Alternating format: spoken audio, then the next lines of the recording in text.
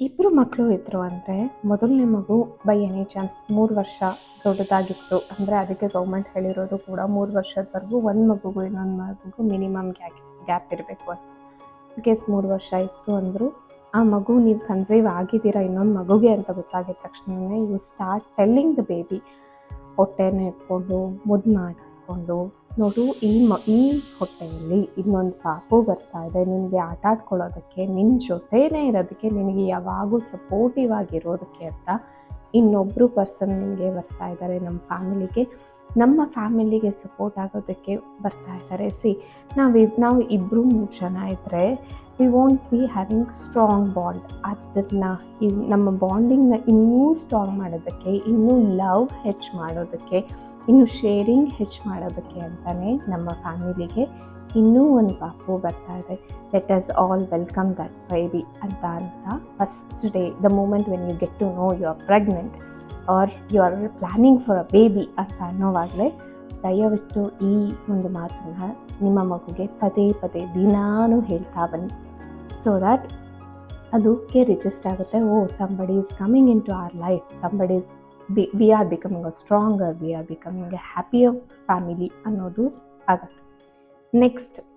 Next ಏನು ಮಾಡಬೇಕು ಅಂದರೆ ನೀವು ಹೇಳ್ತಾ ಬರಬೇಕು, ನೋಡು ಈಗ ನಾನು ಆ ಮಗು ಯಾವಾಗಾದ್ರೂ ಹುಷಾರಿಲ್ಲ ಅನ್ನೋವಾಗಲೂ ಆ ಮೂಮೆಂಟಲ್ಲೂ ಯು ಸ್ಟಾರ್ಟ್ ಟೆಲ್ಲಿಂಗ್ ದಮ್, ಈ ಥರ ನೋಡು ನಿನಗೆ ಇವಾಗ ಹುಷಾರಿಲ್ಲ, ನೆಕ್ಸ್ಟ್ ಪಾಪು ಬಂದಾಗಲೂ ಕೂಡ ನಿನಗೆ ಅಮ್ಮ ಎಷ್ಟು ಕೇರ್ ಮಾಡ್ತಾ ಇದ್ದಾರೆ, ಅಮ್ಮ ಎಷ್ಟು ಚೆನ್ನಾಗಿ ನಿನ್ನ ನೋಡ್ಕೋತಾ ಇದ್ದಾರೆ, this is all the love care, ಮಮ್ಮ ಎಷ್ಟು ಚೆನ್ನಾಗಿ ನೋಡ್ಕೋತಾ ಇದ್ದಾರೆ, ಪಾಪ ಎಷ್ಟು ಚೆನ್ನಾಗಿ ನೋಡ್ಕೋತಾ ಇದ್ದಾರೆ. ಹಾಗೆಯೇ ಇನ್ನೂ ಒಂದು ಪಾಪು ಬಂದಾಗೂ ಕೂಡ ಮಮ್ಮ ಪಾಪ ನಿನ್ನ ಅಷ್ಟೇ ಕೇರಾಗಿ ನೋಡ್ಕೋತಾರೆ. ನೀನು ಕೂಡ ಆ ಪಾಪುನ ಅಷ್ಟೇ ಕೇರ್ಫುಲ್ಲಾಗಿ ನೋಡ್ಕೋಬೇಕು, ಹ್ಯಾಪಿಯಾಗಿ ನೋಡ್ಕೋಬೇಕು. ಸೊ ದಟ್ ಅದು ಹ್ಯಾಪಿಯಾಗಿ ನಮ್ಮನ್ನೆಲ್ಲ ಖುಷಿಯಾಗಿ ಮಾತಾಡ್ಸುತ್ತೆ ಅನ್ನೋದನ್ನು ಹೇಳ್ತಾ ಬನ್ನಿ. ಸೊ ನೀವು ಆ ಮಗುಗೆ ಪ್ರೀತಿ ತೋರಿಸ್ತಿದ್ದೀರಾ, ಈ ಥರ ಪ್ರೀತಿ ಇರುತ್ತೆ ಅನ್ನೋದು ಕೂಡ ಆ ಮಗುಗೆ ರಿಜಿಸ್ಟರ್ ಆಗ್ತಾ ಬರುತ್ತೆ. ಥರ್ಡ್ ಥಿಂಗ್, ಎಲ್ಲಾದರೂ ಆ ಮಗುಗೆ ಶೇರಿಂಗನ್ನು ಫಸ್ಟಿಂದ ಹೇಳ್ಕೊಡ್ತಾ ಬನ್ನಿ. ಇಲ್ಲ ಕಲ್ತಿಲ್ಲ ಅಂದರೆ ಆ ಮೂಮೆಂಟಿಂದ ಶುರು ಮಾಡಿ.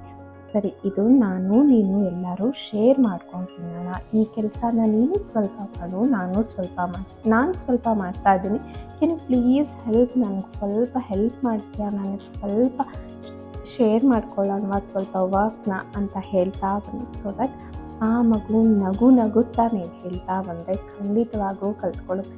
ಅದನ್ನು ಬಿಟ್ಟು ನೀವು the moment when you start ಕಿರ್ಚೋದಕ್ಕೆ, ಬೈಯೋದಕ್ಕೆ, ಗೊತ್ತಾಗಲ್ವಾ ನಿಮಗೆ ಎಷ್ಟು ದೊಡ್ಡವನಾಗಿದೆಯಾ, ಆ ಮಗು ಅದು 3 ಇಯರ್ಸ್ಗೆ ಏನೂ ಗ್ರೋನಪ್ ಆಗಿರೋದಿಲ್ಲ, ಇನ್ನೂ ಲವ್ ಅಫೆಕ್ಷನ್ ಎಲ್ಲ ಬೇಕಾಗಿರುತ್ತೆ. ಕೈ ಕಾಲು ಹೈಟ್ ವೆಯ್ಟ್ ಬೆಳೆದಿರುತ್ತೆ, ಬಿಟ್ಟರೆ ಮನಸ್ಸು ಇನ್ನೂ ಬೆಳೆದಿರೋದಿಲ್ಲ. So you start maturing that baby. ಹೌದು, ಈ ಥರ ಇದೆ, ನೀನು ರೆಸ್ಪಾನ್ಸಿಬಿಲಿಟಿಯನ್ನು ತಗೋಬೇಕು. ಈಗ ನಾನು ರೆಸ್ಪಾನ್ಸಿಬಲ್ ಆಗಿದ್ದೀನಿ ಅಲ್ವಾ ನಿನ್ನ ಲವ್ ಮಾಡೋದಕ್ಕೆ, ಕೇರ್ ಮಾಡೋದಕ್ಕೆ, ಆ್ಯಂಡ್ ನಿನ್ನ ಹ್ಯಾಪಿಯಾಗಿ ಇಟ್ಕೊಳ್ಳೋದಕ್ಕೆ, ನಿನ್ನ ಟೇಕ್ ಕೇರ್ ಆಫ್ ಮಾಡೋದಕ್ಕೆ. ಹಾಗೆಯೇ ನೀನು ಕೂಡ ರೆಸ್ಪಾನ್ಸಿಬಲ್ ಆಗಬೇಕು ನಿನ್ನ ತಮ್ಮನ ಅಥವಾ ತಂಗಿನ ನೋಡ್ಕೊಳ್ಳೋದಕ್ಕೆ. ಅವರ ರೆಸ್ಪಾನ್ಸಿಬಿಲಿಟಿ ಏನಿರುತ್ತೆ ಅಂದರೆ ನಿನ್ನ ಜೊತೆ ಇರೋವಂಥದ್ದು, ನಿನ್ನನ್ನು ಯಾವಾಗೂ ನಿನ್ನ ಸಪೋರ್ಟಿವ್ ಆಗಿ ಇರುವಂಥದ್ದು ಅವರ ರೆಸ್ಪಾನ್ಸಿಬಿಲಿಟಿನೂ ಆಗಿರುತ್ತೆ. ಇಬ್ಬರೂ ಮಕ್ಕಳು ಒಂದು ಏಜ್ಗೆ ಬಂದಿದ ತಕ್ಷಣ ಇಬ್ಬರೂ ಮಕ್ಕಳನ್ನು ಕೂರಿಸ್ಕೊಂಡು ಈ ಥರ ಹೇಳೋದಕ್ಕೆ ಶುರು ಮಾಡಿ.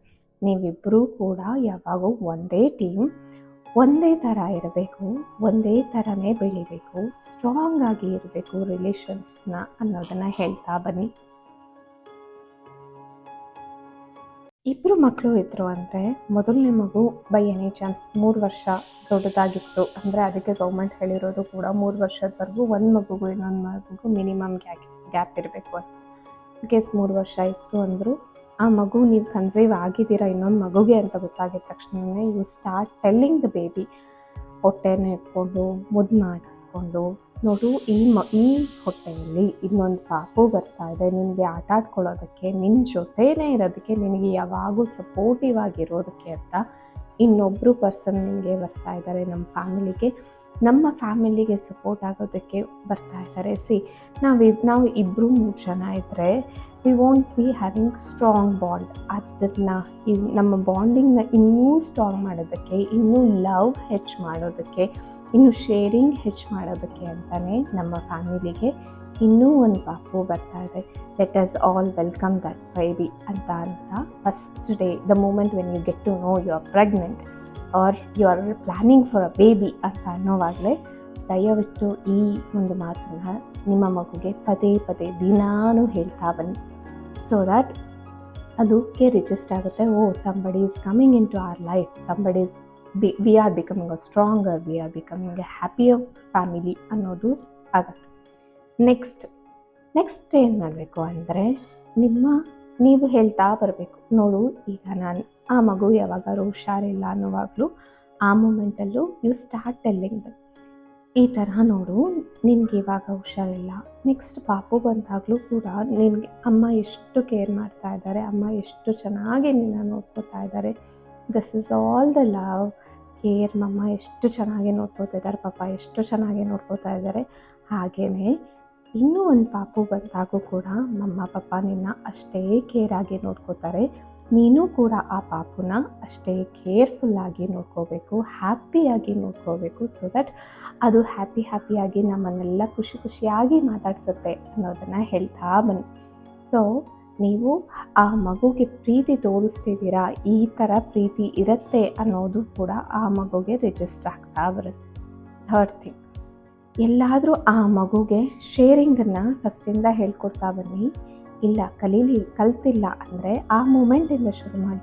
ಸರಿ, ಇದು ನೀನು ಎಲ್ಲರೂ ಶೇರ್ ಮಾಡ್ಕೊಂಡು ತಿನ್ನೋಣ, ಈ ಕೆಲಸನ ನೀನು ಸ್ವಲ್ಪ ಮಾಡು, ನಾನು ಸ್ವಲ್ಪ ಮಾಡ್ತಾ ಇದ್ದೀನಿ, ಕೆನ್ ಯು ಪ್ಲೀಸ್ ಹೆಲ್ಪ್, ನನಗೆ ಸ್ವಲ್ಪ ಹೆಲ್ಪ್ ಮಾಡ್ತೀಯಾ, ನನಗೆ ಸ್ವಲ್ಪ ಶೇರ್ ಮಾಡ್ಕೊಳ್ಳೋಣ ಸ್ವಲ್ಪ ವರ್ಕ್ನ ಅಂತ ಹೇಳ್ತಾ ಬನ್ನಿ. ಸೊ ದಟ್ ಆ ಮಗು ನಗುತ್ತಾ ನೀವು ಹೇಳ್ತಾ ಬಂದರೆ ಖಂಡಿತವಾಗೂ ಕಲ್ತ್ಕೊಳ್ಳುತ್ತೆ.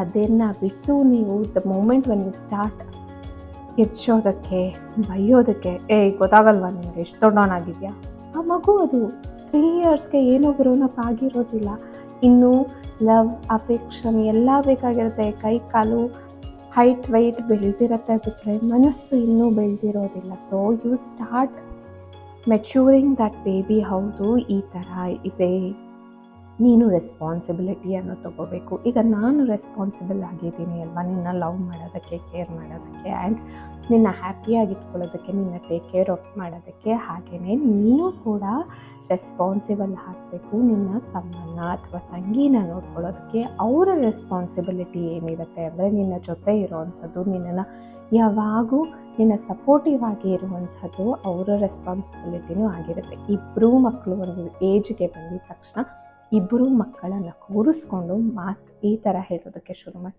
ನೀವಿಬ್ಬರೂ ಕೂಡ ಯಾವಾಗೂ ಒಂದೇ ಟೀಮ್, ಒಂದೇ ಥರ ಇರಬೇಕು, ಒಂದೇ ಥರನೇ ಬೆಳಿಬೇಕು, ಸ್ಟ್ರಾಂಗ್ ಆಗಿ ಇರಬೇಕು ರಿಲೇಷನ್ಸ್ನ ಅನ್ನೋದನ್ನು ಹೇಳ್ತಾ ಬನ್ನಿ.